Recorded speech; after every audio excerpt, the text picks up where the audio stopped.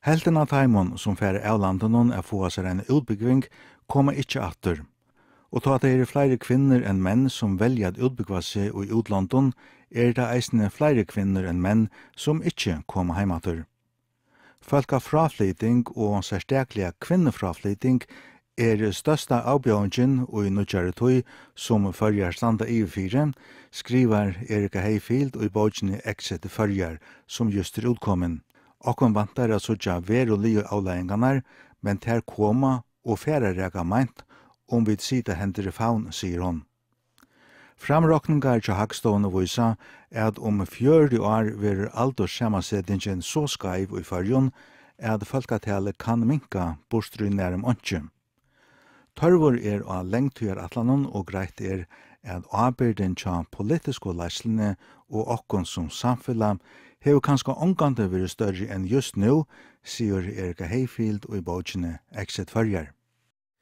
Det er dårst at leva i fargen, og enn verre du har familie og atlat her en utbyggving. Det årsaken til at Randi og Ansgar i Karastove har avgjort at færre atter til Danmarkare byggvam.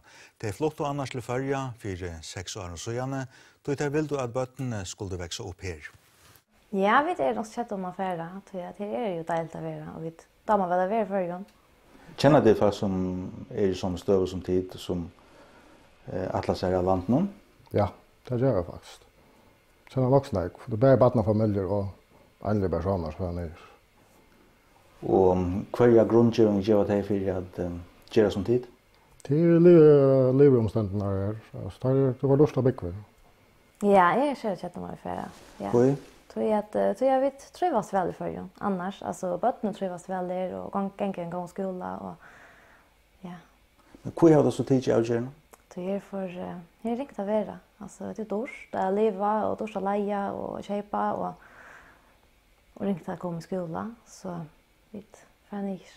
Og Atlantia her færre skola? Ja, det det. Men utbyggvingen som du Atlantia i Danmark, hun fast jo eisen i fargen? Det gjør han, ja. Sår i hovedet? Ja. Det ikke mulig at jeg får sår her så? Nei, det ikke ordentlig, altså. Vi skulle hava alltså nere färd till skola och ha möjlighet för kollegor i bo och ja, här blir det möjlighet som läsant nere. Man får det hänga samman som läsant här det något så ringt tar man ner barna familjen. Ansgar tegur skipar utbyggving av Vinnohaskolan og atlar halda fram til skipsførere i Danmark. De kom til Førja for 6 år siden, tog de atla at sinner skulle vekse opp i Førjun. Vi bor i Nørrebro, og vi halta vær ikke akkurat det samme å bygge midt i Nørrebro som det er bygget i Førjun. Så vi flyttet så til Førjar, og bosatt så i Høsvøk, og her var et øle bygdal å kjenne hjemme. Det var deilig å kjenne.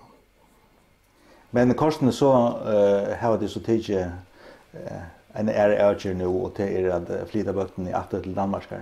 Ja. Det ikke spill? Jo, det er ikke spill, men jeg halte det nemmere nær. Altså, møllagene bedre, og det jeg vet ikke, det nemmere, ja. Alt nemmere nær. Vi har jo ikke prøvd årene å bo nær, ja.